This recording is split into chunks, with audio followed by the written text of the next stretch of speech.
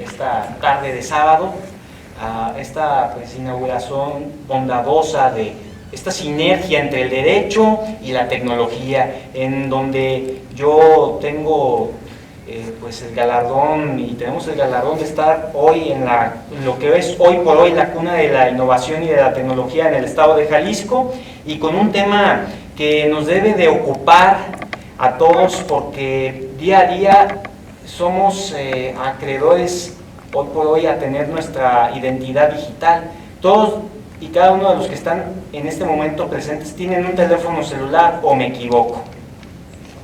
Y con ese teléfono celular tienen redes sociales y tienen aplicaciones de banco, seguramente. Tienen una serie de cosas que eso es lo que representa la identidad digital. Vamos a estar haciendo esta sinergia pues entre lo que es el acceso a la información. Hoy por hoy el internet representa una cantidad infinita de información. Después del 2011, toda la información que había escrita en papel, en libros, fue rebasada. Nada más para tener como ese dato tan elemental. Y desde luego, pues, qué dicha que nos acompañen en esta primera charla de acceso a la información y la transparencia el ingeniero Óscar Alejandro Huerta, que les pido que le demos un fuerte aplauso, por favor. Y también, por su parte, al maestro Ricardo Alfonso de Alba, y les pido que también le den un fuerte aplauso. De ahí es importante que pues, se vea esta sinergia entre los dos aspectos, el acceso a la información, la protección de datos y desde luego todo esto englobado en lo que es el círculo virtuoso de la transparencia.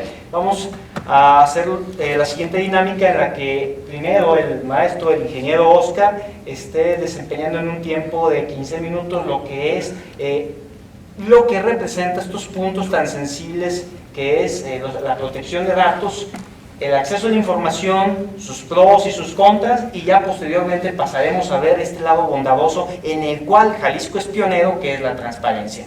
Adelante. ¿Micrófono o algo? Sí. Muchas gracias. Gracias por invitarme, bienvenidos todos, qué bueno que vinieron.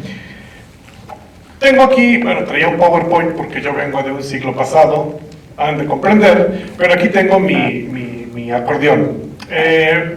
Vengo yo aquí a compartir el tema de la seguridad de la información, de la transparencia. Tengo ya algunos años de experiencia, como 15, en seguridad de la información, en seguridad de los sistemas, de las comunicaciones. Es por eso que por aquí me aparecí.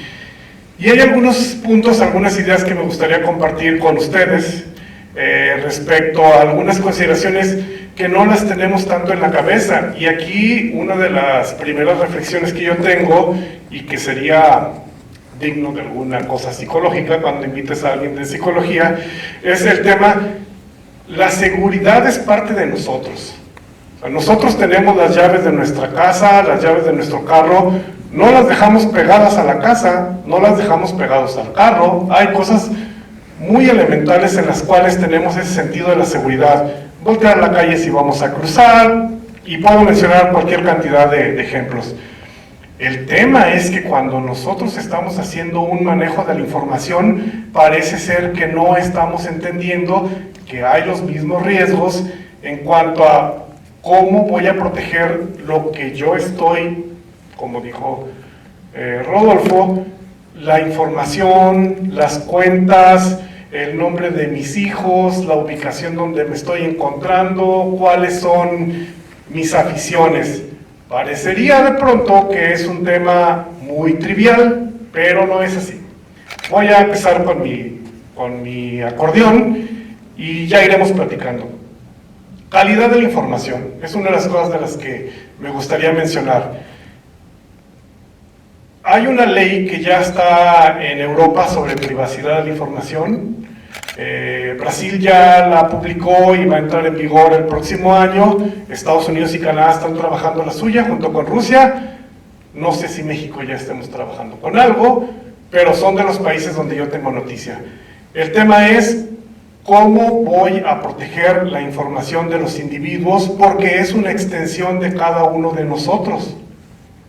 Y el peligro es que nosotros no somos conscientes de dónde está esa información y qué uso se le da. Esa es la primera. Entonces, cuando hablamos de calidad de la información, estamos hablando de qué datos estoy yo proporcionándole a las empresas y al gobierno que es necesario. No creo que haya alguien que diga, yo voy a vivir sin pagar impuestos, sin tener una cuenta de banco. Hay cosas que se dan por entendidas. Va a pasar que tengamos necesidad de entrar a los sistemas con nuestros datos. Pero hay que cuidar que los datos que nos estén pidiendo sean los absolutamente necesarios. Esa es una cosa, nada de gratis. Si es una cuenta de banco, no tienen por qué saber el nombre y la edad de mis niños, por ejemplo. Cosas por el estilo. O en la empresa, si yo tengo un contrato para hacer cierto tipo, o en la academia, o no sé qué, ellos no tienen que saber si voto por tal partido político, si mi religión es fulana, si mis preferencias... No, eso no es necesario. Entonces, información personal al mínimo. Voy a tocar un poquito la parte de gobierno, a ver si no me meto en aguas peligrosas. Y como dicen en el radio, en los anuncios, bueno, el gobierno sí estaríamos esperando que nos provea la información de cuáles son las políticas sociales, de dónde están los contratos, etcétera, etcétera, etcétera. Entonces, ahí hay un contraste del manejo de la información. Como dice el radio, literalmente, lo privado, bien protegido, lo mínimo, que no lo puede ver nadie más que el individuo y la institución o la persona interesada, el vendedor, el banco, bla, bla, bla. Exacto. Y por otro lado, una transparencia, un acceso a la información en la parte de gobierno. Y obviamente también, no solo gobierno, pues empresas, porque sí necesitamos saber qué es lo que hace el banco con mi información. Porque si yo tengo una cuenta en el banco fulanito, me llaman para tratar de engañarme, lo que son centros de engaño. O sea, tú escuchas a mucha gente tratando de decirles, es que tenemos un cargo, páseme su NIP, páseme su esto para arreglarlo, y no es cierto. Entonces, es gobierno, es banca y también esas entidades donde gratuitamente y voluntariamente entramos, como Facebook y todo ese tipo de redes sociales, ¿no? Bueno, entonces hablamos de calidad de la información. Ahora me gustaría pasar a disponibilidad, y uno de los derechos que, y hablo de Europa porque fue la primera ley más, la primera que se publicó respecto a la privacidad, y yo creo que sí está muy sólida en ese respecto, es en cualquier momento el individuo tiene derecho a ver cuál es su información en el banco, en el gobierno y en las redes sociales. Es decir, qué es lo que tienes mío y para qué lo usas. Así como el derecho al olvido. Cuando yo diga, ya no quiero Facebook, y no solo no quiero Facebook, cierro la cuenta y tener la seguridad de que todos los datos se van a borrar. ¿verdad?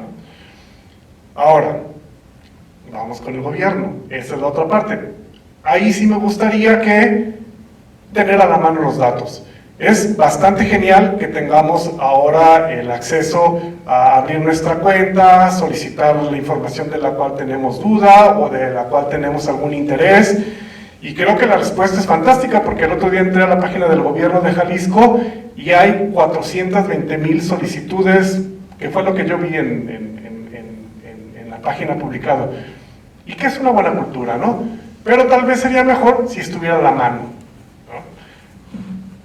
Vamos un pasito atrás, y aquí es donde las cosas se empiezan a poner interesantes. Tenemos que estar preparados para que esa información pueda ser disponible. Es decir, si yo voy a encontrar, quiero revisar este tema de hace 5 años porque creo que una investigación o simplemente por la curiosidad, y veo toneladas de papel archivados, y entonces algunas a lo mejor ya se maltrataron con la humedad, con cualquier tipo de cosas, o simplemente que no conozca el sistema de organización, nunca lo vamos a lograr. Y entonces hay que decir, bueno, si me das 100 libros, 100 legajos, pues a lo mejor no hay necesariamente acceso a la información, ¿no? Porque es un laberinto. Entonces, aquí estamos hablando de que tenemos que ir a las entidades que colectan los datos y que trabajan con ellos a que los tengan en una manera actual, porque actualmente lo que usamos son computadoras, teléfonos móviles, como ya mencionábamos, y sí, entiendo que hay una parte donde hay una firma, etcétera, etcétera, cosas que todavía tienen que estar en sólido, en hard copy, como le llaman, pero yo sí esperaría que en el futuro cercano toda esa información esté en sistemas computarizados, para que a la hora de que nosotros tengamos que revisar algún tema, sea muy rápido. Y otra vez, es instituciones privadas y es gobierno. Porque además es un ahorro futuro. Si ahorita nosotros pedimos la información, entonces ellos hacen el enlace con la institución o con la Secretaría de Gobierno y ahí hay unos cuates que entonces van a ir a buscar y en tiempo sombra incluso también no es muy eficiente. Entonces el tener todo en bases de datos, el tener todo digitalizado ayuda mucho para que nosotros tengamos la manera de que la información esté disponible. Y ustedes van a decir y dirán por acá, bueno, hay cosas confidenciales, hay cosas que no se deben de tener a la mano, y eso es cierto. Y ahí es otro de los matices en los que debemos de tener cuidado. ¿Qué es la información que debe estar protegida? ¿Y cuál es la información que puede estar pública? Y no hay que guiarnos por criterios simplistas, porque por ejemplo, hay ya métodos como el enmascaramiento o hacer anónimo al sujeto para que la información pueda estar disponible. Un ejemplo sencillo, tal vez yo no quiera saber el nombre y el domicilio de una persona que tiene algún tipo de cáncer o algún tipo de diabetes o algún tipo de hepatitis, sino que quiero tener sumarios de información de individuos anónimos en los cuales yo pueda analizar la información para decir, en tal región, con tales otras condiciones, estamos encontrando que tales enfermedades se presentan con más. Exactamente. Entonces, yo creo que hay pocos obstáculos desde el punto de vista de poder publicar la información. Y bueno, y ahora vamos a otro punto. Estándares, que es otra cosa importante. Que la información esté preparada para que podamos trabajar con ella. El otro día, casualmente, estuvo alguien de la... no sé si sea una unidad o es un grupo de inteligencia artificial del gobierno del estado. Y entonces ellos decían, bueno, dice, el tema es que tenemos información, por ejemplo, de la SEP que viene incompleta, de mala calidad, etcétera, etcétera. Y entonces dicen, pues nosotros tenemos que trabajar en hacer una segmentación de qué es lo que nos sirve y qué es lo que podemos utilizar para nuestros modelos, etcétera. Entonces, aquí es donde la estandarización cumple una labor importante. Es decir, bueno, si son instituciones de educación, deberían de cumplir con A, B, C, D y E requisitos, para que cuando la entidad que requiere la información o el individuo que lo requiere, se le pueda dar y no decir, pues no la tenemos disponible, no sabemos dónde está, pues a lo mejor, ¿verdad? Porque también incluso las empresas, cuando dejan de existir o los gobiernos pasan a otras manos, pues se pierde cierto control, ¿no? Y en este respecto de estandarización también hay un tema de, para no comprometer la seguridad del origen de los datos, pues bueno, cada secretaría, cada institución que tenga su paquete de datos y que la institución que da informes, que da reportes, que lo tenga aparte, que sea una concentradora de datos, no que sea el mismo fuente de información en la que se están metiendo los datos reales y alguien los esté consultando, sino que tienen que estar separados. Es una cosa muy básica de seguridad. Y entonces, se va poniendo interesante. Y procesos. A final de cuentas, también la parte, bueno, tenemos humanos y tenemos máquinas. pero deben de estar regidos por ciertos procesos que tengan puntos de control para darnos cuenta cuando las cosas van mal. Es decir, vamos al caso de los gobiernos. Tenemos gobernadores en otros estados donde salen y luego los empiezan a perseguir porque hay un agujero de 1,000 no sé cuánto millones de pesos. Y entonces ya es más difícil porque la persona ya no está en otro país, ya no hay manera de hacer la contabilidad.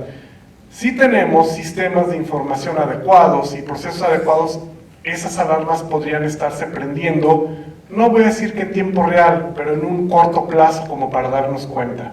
Y no esperar a que alguien en 5 años o 7 años que diga, pues no nos dan las cuentas, y entonces regresen y que digan, ah, bueno, hubo un subejercicio y no sé en cuánto, todo este tipo de cosas, ¿no? Y por último, para cerrar todos estos factores antes de pasar la palabra, porque eventualmente sí estaría bien que la inteligencia artificial nos ayudara, pero la inteligencia artificial necesita datos de valor, datos con calidad para podernos dar resultados que sean realmente nuestro beneficio. Entonces, parece ser que es un largo camino en el que tenemos que andar, porque muchas de estas cosas que estoy mencionando todavía no están implementadas, no tenemos tanto la conciencia, pero no está tan lejos, porque tenemos sistemas, procesos, estándares, regulaciones, tenemos leyes que ya existen. Entonces, aquí el tema ya es seguramente de empezar a aplicarlas y que los resultados se vean en beneficio de que el sujeto está protegido, sus datos y él, que dijimos que son lo mismo, y que el gobierno tenga mejores resultados y las empresas tengan un mejor manejo de los datos que tenemos. Entonces, me gustaría solamente empezar por ahorita con estos datos para abrir la charla y continuar, ¿no? Pero antes estimado maestro, no lo dije, pero mejor se lo dejo a usted, sus credenciales, ¿quién es Oscar Huerta? Sí, yo actualmente estoy trabajando en IBM, en un área de seguridad de aplicaciones e infraestructura.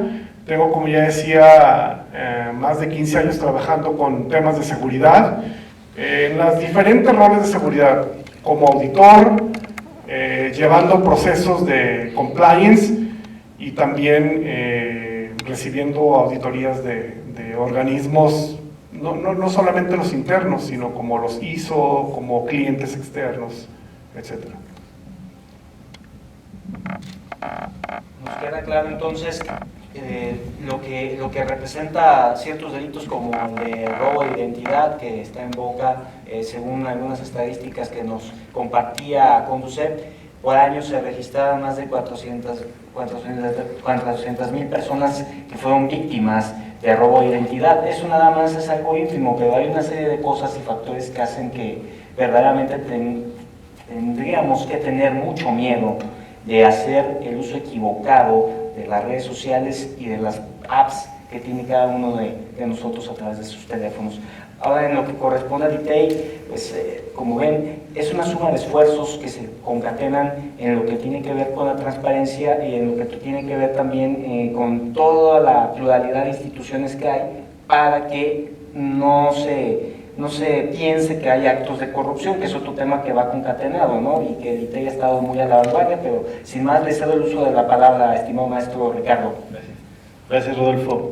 ¿Sí con micrófono? ¿Me escuchan bien así, sin micrófono? Con micrófono, ¿verdad?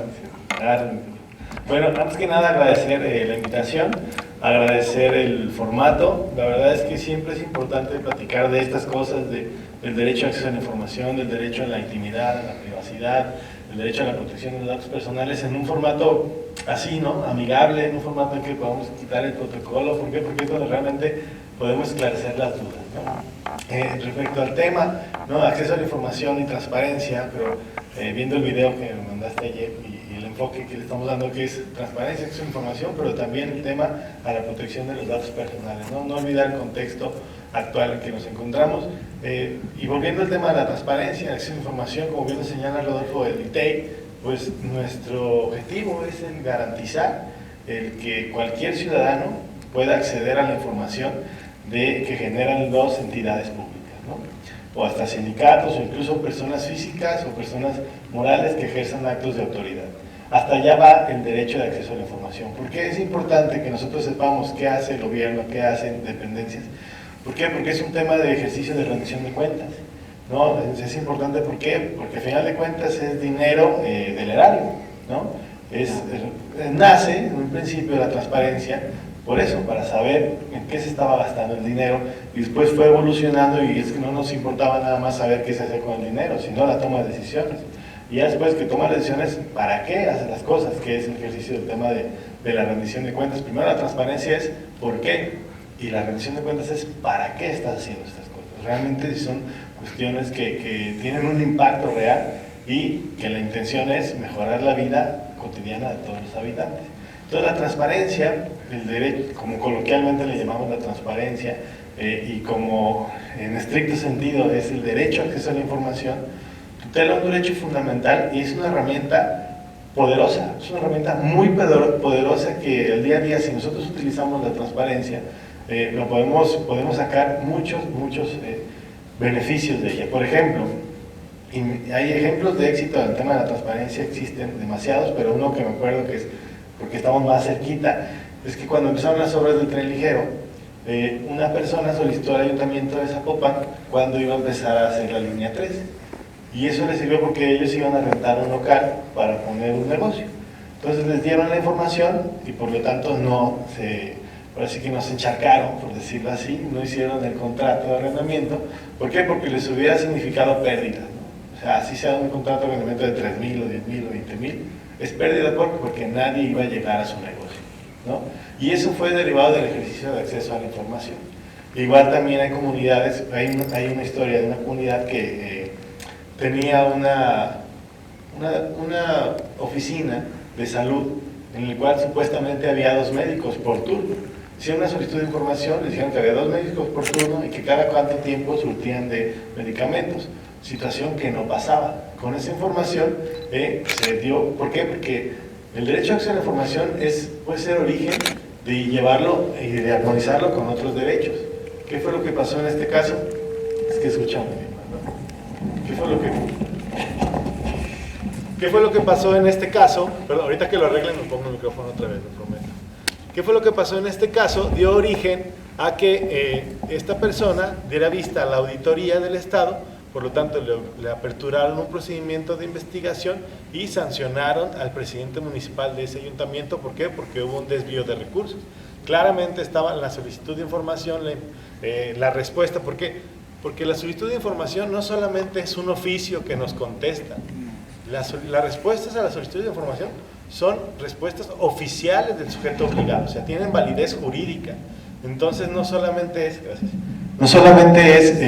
pues bueno, a ver qué me contestan la solicitud, sino, no, al final de cuentas tiene una validez que nosotros podemos utilizar en un procedimiento administrativo o dar pie a lo que sucedió como en este ejemplo, de dar pie a la auditoría y por consiguiente ya, derivado de esa solicitud de información tan simple, ya están los 2 médicos en esa dependencia o en esa oficina de salud y los medicamentos que le correspondían. Y eso solamente fue por una solicitud de información. Es hasta donde yo quiero dejarles como que la semilla hasta dónde puede ir. Y las instituciones, así como con Twitter, también trabajan a través de solicitudes de información. Es un acelerador de la burocracia, por así decirlo. Si ustedes tienen algún trámite, me imagino que todos, la mayoría son abogados o tienen relación con tecnologías de la información, pero todos hemos hecho o realizado algún trámite. Si nosotros queremos que las instituciones sean más rápidas en su actuar, hagamos una solicitud de información o presentemos un tuitazo, ¿no? O hagamos de un Twitter que también sirve, ¿no? Y muchas veces esos twitters se vuelven virales, o esas solicitudes de información se vuelven virales, o si no contestan, pueden acudir al Instituto de Transparencia a presentar el recurso de revisión y ya el recurso de revisión ordena que se entregue la información, que es lo que pasaba con los exámenes de control de confianza. Si yo, Ricardo de Alba, hacía un examen de control de confianza y pido mis datos, el centro de evaluación no los entregaba, y aún así son mis datos, pero ¿qué es lo que hacían? Iban, presentaban un recurso de revisión y ya el ITEI ordenaba que se diera esta información. ¿Por qué? Porque son mis datos, y ahí pasamos a otro lado. Es muy importante saber que la ley de transparencia, perdón, no me quiero meter mucho en lo que son las leyes, porque es café legal, relajado, sábado, 4 de la tarde. La ley de transparencia, como la ley de protección de datos personales, tutelan dos derechos fundamentales: el derecho a acceso a la información y el derecho a la privacidad, el derecho a la intimidad, el derecho a la autodeterminación informativa. Y nosotros en el Instituto de Transparencia tenemos una colisión de derechos, porque tutelan dos cosas completamente distintas. Y en la práctica nos encontramos con esa bronca de decir, ¿cómo le hacemos para armonizar esos dos derechos? Y es problema y no, porque hay una herramienta jurídica natural que los puede armonizar, que son las versiones públicas. Entonces, ¿a dónde quiero llegar con esto? Que no tengamos miedo, si bien es cierto, hay información reservada, información confidencial, información que por su propia naturaleza es protegida, no tengamos miedo a pedirla, porque si no nos pueden entregar, no nos pueden decir, no te la puedo entregar porque es confidencial, no. Tienen que generar versiones públicas. ¿Para qué? Para dar a conocer o para comprobar que la información existe.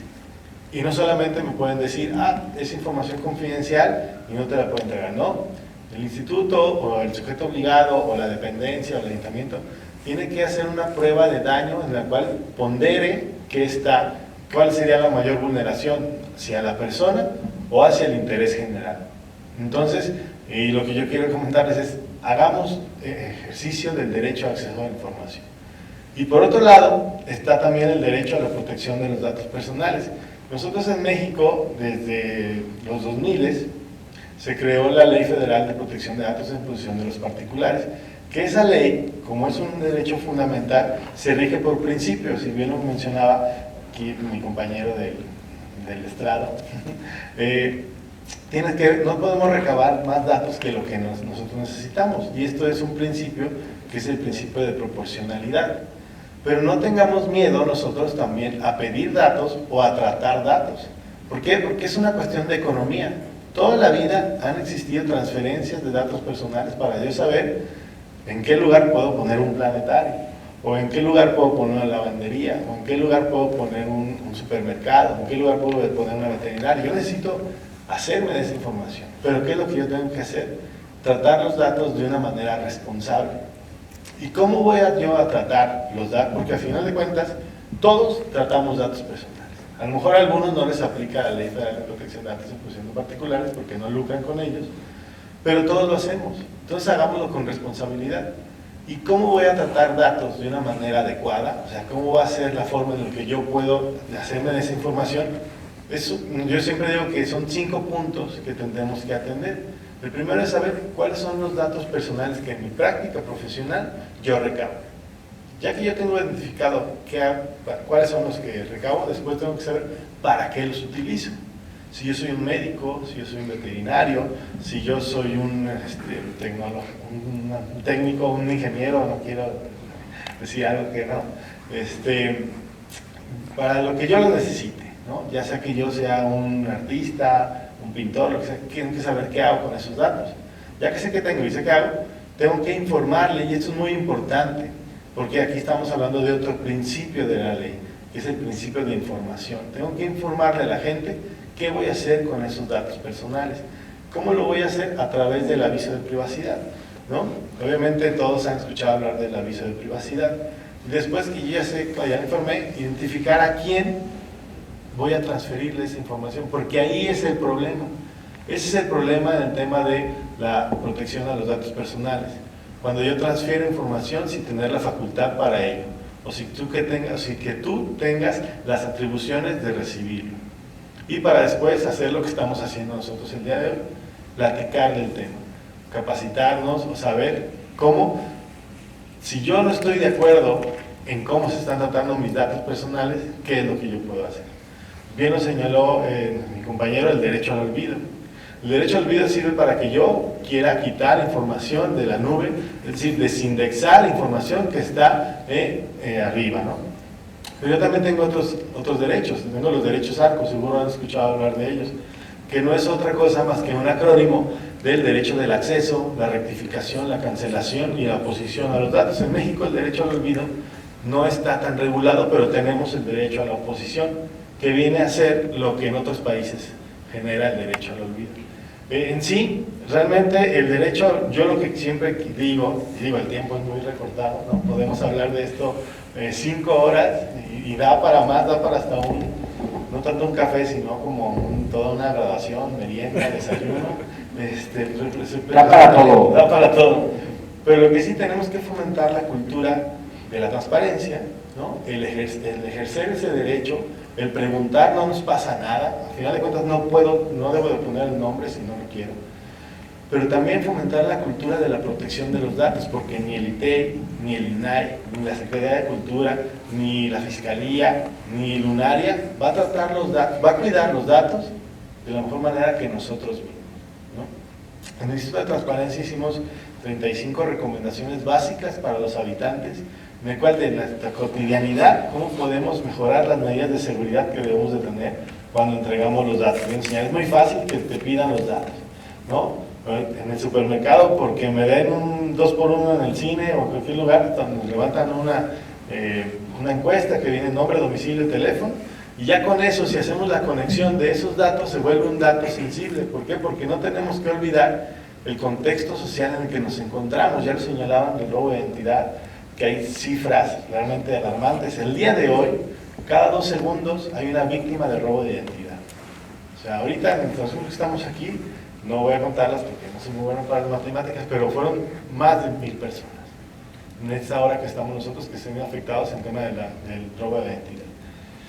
Y a lo mejor nosotros no sabemos, pero no es aquí en México. Nuestros datos se utilizan en Jordania, o en Australia, o en Kuwait, o en el lugar que ustedes quieran, y tienen, a lo mejor en el sentido menos negativo, 2 yates, una casa y un avión.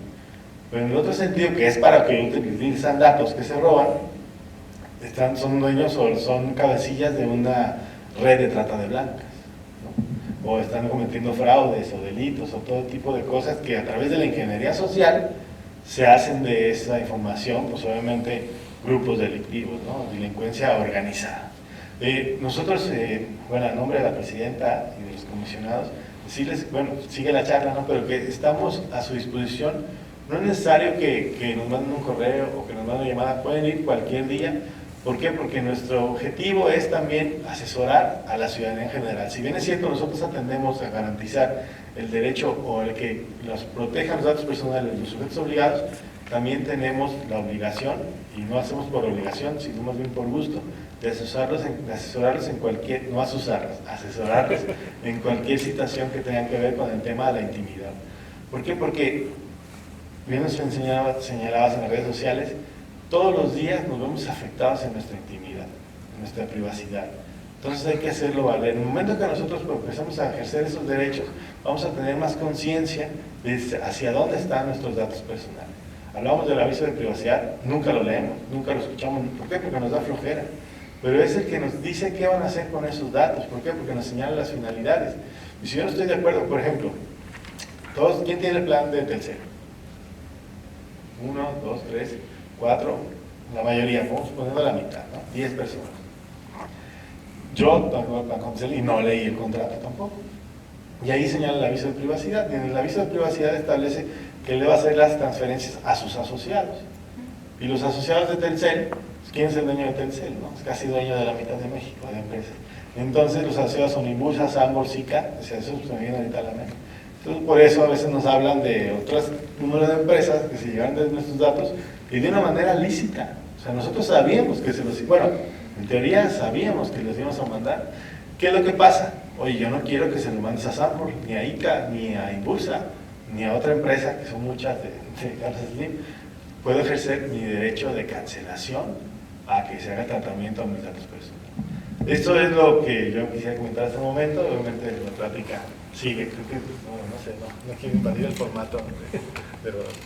Mencionaba si quien recibe los datos tiene atribución para eso, ¿qué características o requisitos debe tener el aviso de privacidad que nos están dando?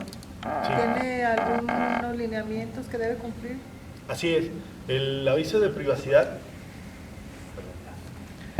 El aviso de privacidad, tanto en la Ley Federal de Protección de Datos Personales en posesión de los particulares como en la Ley General que aplica para el sector público, señala cosas que debe de contener el aviso de privacidad. De entrada tienen que tener nombre, domicilio, el domicilio que debe haber hasta el código postal. O sea, no solamente es calle Basilio Vadillo, número 55. No, es Basilio Vadillo, 55, Colonia Monraz, código postal 442510. ¿No? Nombre, domicilio, cuáles son las finalidades que le voy a dar al tratamiento de esos datos personales, cómo yo puedo, cuál es el domicilio de que usted se puede quejar, para qué, cuáles son los datos que voy a recabar, si los datos personales son sensibles, porque si son sensibles tengo que señalar claramente cuáles son. O sea, son varios requisitos que lo marca la ley. Incluso se puede meter, bueno, se puede checar en la página del ITEI. Ahí estamos generando un generador de avisos de privacidad. Pero si usted es el sector empresarial, la iniciativa privada, le recomendaría que se metiera al INAI. También tiene un generador de avisos de privacidad. Y es muy sencillo. Usted simplemente agarra su acta constitutiva de su empresa, o usted sola empieza a llenar casillas y al final de cuentas le va a dar un aviso de privacidad que cuenta, en teoría, con lo que con lo que señala la ley. ¿Por qué en teoría? Porque para hacer un aviso de privacidad hay requisitos. Hay cosas que no debo de yo tener. Por ejemplo, no puedo utilizar frases ambiguas o frases inexactas. Yo no puedo decir, voy a utilizar tus datos personales para el trámite ante la Secretaría de Salud y entre otras cosas. O sea, eso no lo puedo hacer. Tengo que definir claramente para qué los voy a utilizar. ¿Para qué? Para yo saber si estoy de acuerdo con eso o si no, puedo oponerme a ese tratamiento. Y el aviso de privacidad es una herramienta que todos debemos de conocer y todos debemos de exigir a la gente. Entonces, a la pregunta concreta, sí nos dice claramente qué es lo que debe de contener y señalaba, porque en teoría está bien el generador de aviso de privacidad, porque la ley te dice qué es lo que tiene que tener, pero hay un reglamento de la ley que dice otras cosas que debe de contener y hay unos lineamientos también de la Secretaría de Economía y hay también unos lineamientos de un aviso de privacidad. Entonces son 4 leyes que en conjunto, unas dicen una cosa y otras hablan de otra cosa específica. Entonces generar un aviso de privacidad que realmente cumpla no es tan sencillo, pero ya con que yo tenga el que me genera el INAI es muy importante y es muy benéfico. No sé si respondí a la pregunta. Nos queda claro entonces no solamente estos puntos que se han mencionado por parte de lo que nos provee el ITEI, lo que nos provee el INAI, sino también pues meto en colación lo que mencionaba el ingeniero Oscar relacionado al derecho al olvido, donde vemos claramente que el INAI no ha hecho o no ha podido, no ha querido darle seguimiento a muchos de los casos que han sido presentados por parte de particulares, siendo que estos casos donde especifica un particular que cierta área o cierto motor de búsqueda, en este caso Google, no quiere borrar algo porque él se lo solicitó y él le explicó, el INAI no hace nada al respecto. Han habido muy pocos casos a partir del 2014 a la fecha, solamente uno prosperó y después fue desechado. Entonces estamos pensando en de qué manera podrían ser en un futuro aplicables estas 3 leyes que hay de protección de datos en posesión de particulares, de sujetos obligados y por supuesto la ley general. En este caso los delitos que se pueden mencionar serían aquellos que recientemente con el avance del uso de las redes sociales han sido tipificados, por ejemplo, de lo que se refiere como pornovenganza, ¿no? Aquella tendencia que han utilizado mucho, no mis contemporáneos, un poquillo más chicuelos, ¿no? Los packs, ¿no? Y cómo los comercializan a través de Twitter, a través de Facebook, comparten las fotografías, hay grandes redes, las cierran. Y bueno, han sido figuras que han ido tipificando a lo largo de estos últimos meses. La Ciudad de México, en Guadalajara se han hecho algunas cosas, en Jalisco propiamente, pero bueno, es necesario darle continuidad y saber cómo se le podría dar este reforzamiento. Ingeniero, ¿usted qué considera oportuno que podría hacer algo desde su experiencia en el manejo y uso de los datos para que las instituciones no se queden muy rezagadas en este sentido? Bueno, la más sencilla de decir, pero muy difícil de lograr, es la cultura de la seguridad, la cultura de la protección de datos. Parece increíble, como yo decía, mi primera reflexión fue, hay cosas inherentes a la seguridad que nosotros ya dominamos, este tema de no dejo la llave de mi casa pegada, o sea, me la llevo conmigo. Pero no hacemos lo mismo con el manejo de los datos y cómo yo estoy dando la información a otros que tienen que ver con mi individualidad. Esa es una. Y obviamente la cultura va al sujeto, al individuo y a las organizaciones. Y otra de las cosas que también ha dado resultado en desarrollo de software y en otras industrias de la seguridad, me acuerdo ahorita el caso de la industria automotriz de Estados Unidos, es evaluarnos el nivel de madurez que tengamos según cómo lo estemos haciendo. Porque bueno, hay una cosa, es decir, lo anárquico. Cada quien la maneja como quiere, como le entiende, como puede. Esa es una cosa. Luego, el siguiente nivel es el de cumplimiento, porque ya hay una ley que dice tienes que hacer A, B, C, D y F. Y eso tú lo vas cumpliendo y sabes si vas. Entonces ahí ya es otro escalón más. Y luego hay otra cosa que se llama de riesgo, no solamente seguridad, porque puede ser financiero, social y todo eso, donde además de cumplir, yo detecto algunas otras condiciones que pueden poner en peligro la identidad, la seguridad, los bancos de datos, las transacciones, etcétera, etcétera, etcétera. Y este análisis de riesgo también es muy importante porque es el que determina las nuevas leyes y las nuevas regulaciones. Todas aquellas nuevas amenazas, porque como tú dijiste, pues cuando éramos chicos no teníamos celulares, no teníamos computadoras. Entonces, con el paso del tiempo se han ido agregando medidas, regulaciones para que ir cerrando la brecha de los riesgos que hay inherentes. Y como les decía, pues también pasa en la industria automotriz, ahora ya hay más sensores, ya las bolsas de aire, y en nuestros años era súbete y era metal contra metal, básicamente. Y otro nivel más allá, aquí por lo menos ya vamos 3 escalones, sería ya el del gobierno de los datos. Como yo les decía, tener puntos de control en todos lados del proceso para que entre más rápido detectemos las irregularidades, que pueden ser por dolo, cuando alguien quiere hacer un acto de corrupción o algún delito, o por ineptitud, porque también hay gente que tiene buenas intenciones, pero no está capacitada, no tiene las habilidades y mete la pata, expone la información, la maneja de una manera incorrecta, divulga lo que no tiene que divulgar. Y el gobierno, no hablo de gobierno político ni institucional, hablo del gobierno de los datos, saber dónde está el flujo, dónde van los datos y detectar en hora temprana si hay alguna desviación a esos procesos o a la seguridad de los sistemas, las bases de datos, las aplicaciones, ¿no? Y la recomendación que podría hacer, acaba de mencionar, hay unos datos que el ciudadano no podría o no debería de publicar. ¿Cuáles serían estos datos de divulgar? Claro. Obviamente, cuentas bancarias, el estado de la salud, a veces la posición política que usted tiene, parece algo trivial. Y usted dirá, sí, yo tengo derecho a facebookear o a tuitear de que yo le voy a tal candidato o de que no estoy de acuerdo con tal cosa. Pero tal vez si usted va a hacer una aplicación de empleo y pone su nombre, y aquí ya es decir, bueno, no depende de mí, claro, pero entonces te estás exponiendo innecesariamente a veces. Y entonces a lo mejor tu empleador, que no simpatiza con tus opiniones, te cierra la puerta.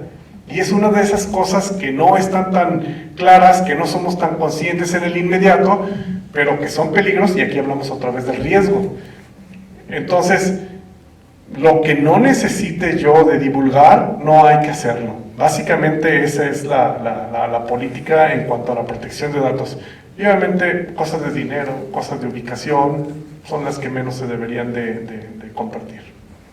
A la antigüita, básicamente, si son cosas, pues hablando de lo que es lo bancario, lo que es en cuestión de nuestros bienes patrimoniales, pues son cosas sensibles que deberían de manejarse con mucha cautela, ¿no? Claro, y estar alertas. También ese es el sentido común, parece mentira, pero a veces ayuda. Miren, por ejemplo, los bancos. Los bancos no son necesariamente hermanitas de la caridad que te chiquien. Entonces, si de pronto a mediodía te llega una llamada diciéndote, oiga, es que hubo una transacción, pásenos su PIN para corregirlo, dices, pues los bancos no hacen eso habitualmente. Si no es porque te quieren vender algo, no te están marcando para ese tipo de cosas. Y luego te dicen además, y si no reacciona usted en la próxima media hora, va a caer el cargo y usted lo va a tener que aceptar. Y Entonces, todo eso que lo agarran a uno de sorpresa, básicamente, pues hay que empezar a desarrollar el sentido de decir cuándo me van a querer extorsionar y también tener cuidado en otras cosas, pues muy básicas, de asegurarse de que las cosas existen. Por ejemplo, en Facebook lo que a veces pasa es que alguien abre una página y dice, estoy rentando este departamento en 4,000 pesos al mes. Y tú dices, ah caray, pero si es en el edificio fulano, la zona sotana, y ahí no bajan de 12. Una ganga. Y tú dices, de volada. Y se ponen en contacto, claro, suben fotos, bla, bla, bla, bla. Y alguien por ganarla dice, que te deposito los 2 meses y zas, zas, zas. Y de pronto llegan al departamento y no hay tal dueño, no está ni siquiera en renta, etcétera, etcétera, etcétera. Entonces, sí hay que desarrollar el sentido de cómo voy a estar seguro y de comprobar si lo que me están diciendo es realmente verdad. Dices, ah, bueno, hay un carro en mi banco, ah, claro, ahorita llamo a mi sucursal para preguntar cuál es el estado, o pues aquí tengo mi cuenta, ¿no? Y le digo a ver si es cierto que ya tengo un carro. Sí hay que desarrollar el sentido común, hay que estar preparados, hay que pensar en el escenario que se pueda presentar. Como ciudadano que me quiera informar, que me quiera certificar, que quiera introducirme a saber cómo puedo meterme a esta cultura de la protección de datos, ¿qué curso o desde cero cómo puedo iniciar? ¿A dónde me puedo acercar? Las instituciones como el INAI y el IFAI que estaba comentando tienen una cantidad impresionante de tips y de información al respecto. El enemigo del ciudadano actual es que está acostumbrado a los 120 o 240 caracteres del Twitter y ya todo lo que exceda eso ya nos hace pesado de asimilarlo. Sí hay que tener la espinita de tomarnos el tiempo, tener la curiosidad de ir ahí, pero honestamente hay cantidad de información disponible y muy accesible. El lenguaje del gobierno de Jalisco, por ejemplo, que fue el que más estuve curioseando ahora que íbamos a tener la charla, tiene información muy muy clara, no hay punto de confusión, entonces hay que tomarnos el tiempo, hay que googlearla y es muy sencillo. También un curso así muy esquemático, a veces rápido pasa con el tiempo y las instituciones que están al tanto de la ley y que los están actualizando y el diario oficial, etcétera, sí ayudan para estar uno al pendiente de cómo está cambiando. Y les digo, sí es muy accesible la información. Creo que es un buen punto de arranque. Ya si te quieres hacer especialista, pues ya serían otras cosas, pero lo básico ya hay suficiente con las instituciones. Excelente. Maestro, le han tirado la bolita. Hay que saber los tips. ¿Cuáles son estos tips? Estas recomendaciones, cosas que no se deben de hacer. Sí, de entrada, el que se quiera acercar, como les mencionaba, al ITEI y al INAI, nosotros tenemos cursos de generalidades de la ley de protección de datos, incluso ya talleres para elaborar versiones públicas, talleres para elaborar un aviso de privacidad. O sea, desde lo más básico hasta incluso también tenemos una guía para elaborar un documento de seguridad que es lo que señala el flujo y el ciclo de vida de los datos personales y quién tiene los permisos para tratarlo, quién lo debe de bloquear, quién no lo puede utilizar. O sea, y todo eso, pues así que nosotros lo estamos generando, pero para los sujetos obligados, pero también para la sociedad en general. Y atendiendo a la pregunta, ¿qué es lo que yo no tengo que hacer? De entrada, como él nos señala Oscar, pues el sentido común ayuda mucho, pero yo no tengo por qué dar mis datos a nadie si no los necesita exclusivamente para la finalidad que es, por ejemplo, y saber que nuestros datos personales valen mucho, más de lo que nosotros creemos. Hay una frase, no recuerdo ahorita quién la dijo, pero es muy famosa, todos la hemos escuchado y está ya muy usada, que dicen que la información es poder.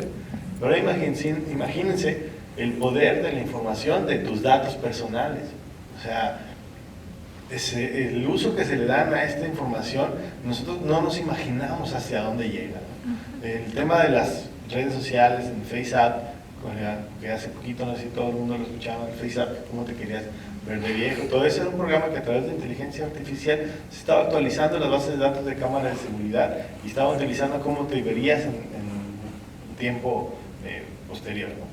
Pero ¿qué es lo que yo tengo que hacer para no vulnerar mi intimidad? Son cosas básicas. Me señalaba, nosotros hicimos 35 recomendaciones, que entre ellas, por ejemplo, acaban de entrar los niños a la escuela, y ¿qué es lo que todo el mundo hace? Le toma la foto al niño, porque lo está llevando. Ok, toma la foto, pero que no salga el escudo, ¿no? Otra cosa, cuando son temas de niños, hay que ver la supraprotección a los datos personales. No solamente es la protección, sino es un nivel más arriba. ¿Por qué? Pues obviamente por su condición de ser menores de edad y por todos los riesgos que existen, ¿no? Otra cosa es, cuando yo voy a pagar con mi tarjeta de crédito, exigir la terminal. También puedo registrar mi teléfono en una red, no recuerdo bien cómo se llama, la verdad es que tengo un tema de memoria ahorita, pero pueden checar en nuestra página de internet, están 35 recomendaciones básicas para los habitantes del estado de Jalisco. ¿Por qué los habitantes? Porque no solamente es para los ciudadanos, ni para los mayores de edad, ni para la gente que es de Jalisco, sino son para gente en tránsito, ¿no? Extranjeros que vienen aquí a Vallarta. ¿Qué podemos hacer también? No dar nuestros datos personales en la calle. Otra cosa muy importante, como señalaron de los bancos, nosotros vayamos a la fuente, siempre vayamos a la fuente. A lo mejor vamos a estar regresando 20 años en el contexto social que nos encontramos, pero también hay que ver que ese contexto social incluye seguridad, incluye delitos que están al pie del cañón, ¿no? Que están al día a día. ¿Qué más podemos? Mira, me voy a meter aquí a la página para que de una vez los podamos leer todos. Bueno, no todos, pero sí la mayoría. ¿Por qué? Porque son cosas que nosotros tenemos que tener el día a día, o sea, son de nuestra vida cotidiana. Y lo que yo les digo es en los cursos, en las pláticas que tenemos. A ver, ¿nuestro trabajo de qué es? No sé, perdón, voy a preguntar, ¿cuál es tu trabajo? ¿Tú qué te dedicas? Yo, abogada de propiedad intelectual. Ok, aprobada propiedad intelectual. Entonces, ¿yo qué tengo que hacer? Yo voy a sacar el ISBN de una revista, ¿no? O el ISSN de un libro. Entonces, en eso, pues obviamente estoy recibiendo la información, de la editorial, hago el registro, solicito pues que se registre, ¿no? Que me entreguen el ISSN y ya lo voy a publicar. Dentro del 100% de mis actividades, que era solicitarle a la editorial toda la información, presentarla al INPI o al INDAUTOR, en este caso, o sea, todo eso, tengo que agregarle a ese 100% de actividades un 20% no extra, simplemente comprimirlo un poquito y agregarle todo lo que tiene que ver con la protección y la seguridad de los datos que yo trato. O sea, lo que voy es de la cotidianidad. O sea, todos los días si nos preguntan ¿cómo me llamo? O sea, nosotros hacemos la pregunta, ¿le tengo que dar mi información? En mi Facebook, es importante, es necesario que diga Ricardo de Alba.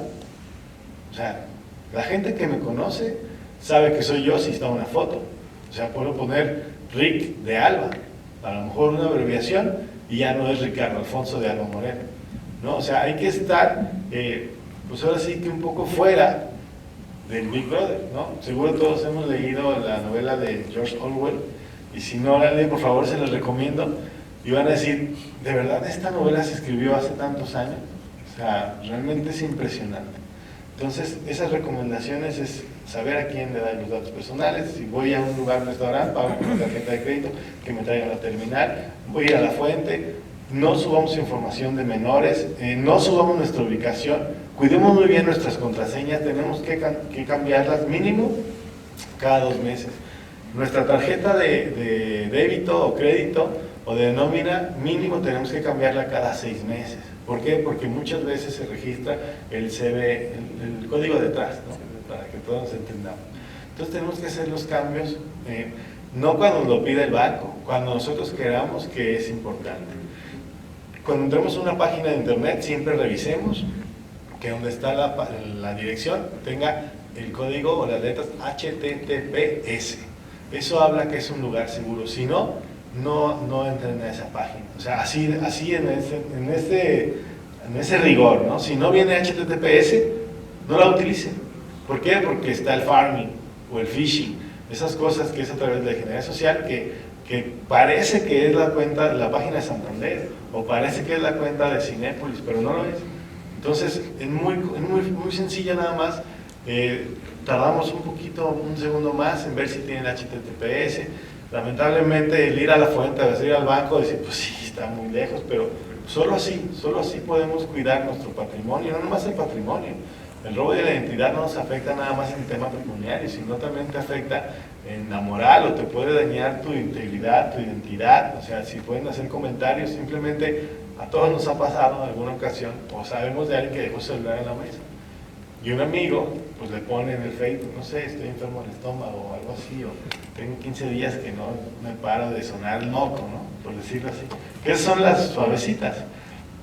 Eso a lo mejor puede tener una afectación en mi trabajo. Y el saber que la ideología política o la ideología de cualquier tipo, si nosotros no sabemos a quién se la entregamos, nos puede discriminar. Ya pasó en una empresa, en una institución gubernamental, que había una vacante y eran dos personas que tenían el mismo tiempo de trabajar, tenían la misma carrera, las dos personas eran igual de eficientes, pero una estaba inclinada hacia una corriente política y eso lo revisó. El jefe dijo, pues bueno, la verdad es que yo no quiero discriminar, quiero ser objetivo para darle el aumento a esa persona. Se metió a su Facebook y una era contraria a su ideología. Entonces, pues eso lo utilizó para darle el trabajo a la otra persona. Y eso es discriminación. Y eso que viene de un dato personal. O sea, un dato personal sensible es cualquiera que nos puede causar un riesgo, un daño o una discriminación. Y yo digo, aunque la ley señale una categoría de datos personales identificativos y después datos personales sensibles, yo creo que al día de hoy todos mis datos personales son sensibles. O sea, todos. Si el nombre y el domicilio nosotros decimos que solamente es identificativo, yo quiero que levante la mano a alguien que le gustaría que yo conociera. Digo, a lo mejor yo sí quisiera que la conociera, pero a alguien en general, ¿no? Ya tenemos una burbuja de confianza. No, que si quisieran que se publicara su nombre y su domicilio. Nadie, o sea, nadie. Entonces eso es un dato personal identificativo, pero no. Lo concatenas, es un dato personal sensible.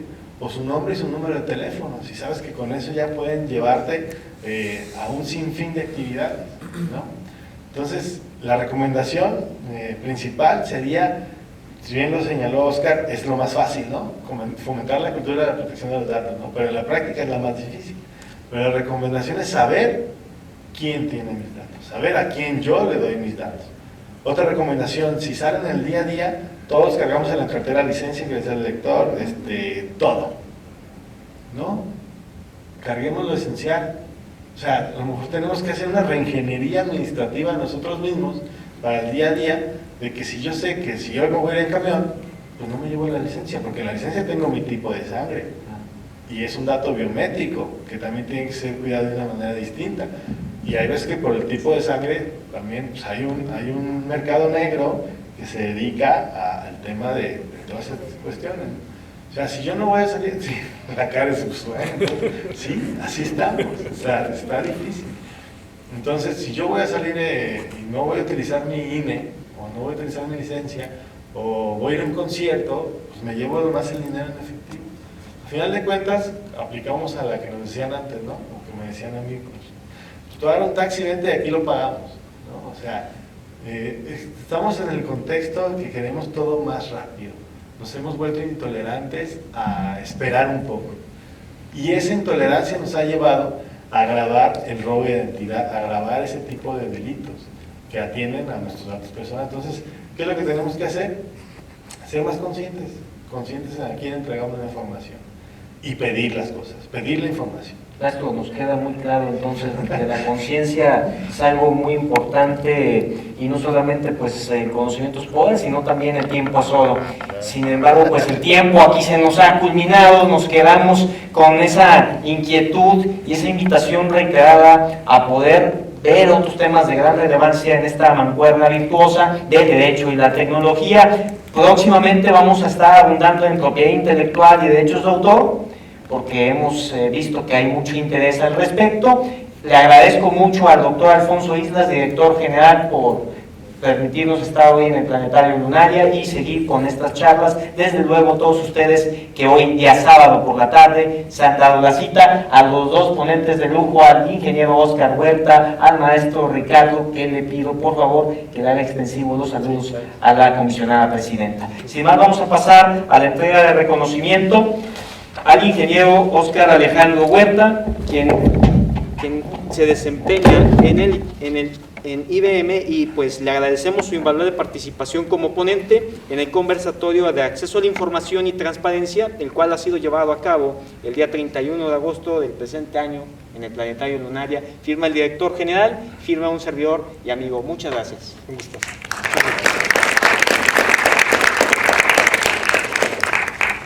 Maestro Ricardo, le agradezco mucho su invaluable participación y pues no hay que infundir tanto el terror entre las personas. Muchas gracias. Y como es tradición en estos foros, pues ante la buena fe de todos los aquí presentes, vamos a exhortar a nuestros dos participantes a que dejen su firma, ya que pues, es válido y queda nada más para uso particular. No vamos a hacer uso de pagarés ni de nada por el estilo, nada más es algo simbólico. Los invitamos a estar atentos a la página del Planetario Lunaria, a la propia de Café Jurídico por Facebook y también de Coffee Law. Ahí van a estar, se va a estar informando de las siguientes pláticas, las siguientes charlas que tendremos aquí y en otros espacios más. Les agradezco mucho y pasen excelente fin de semana. Gracias. Eso.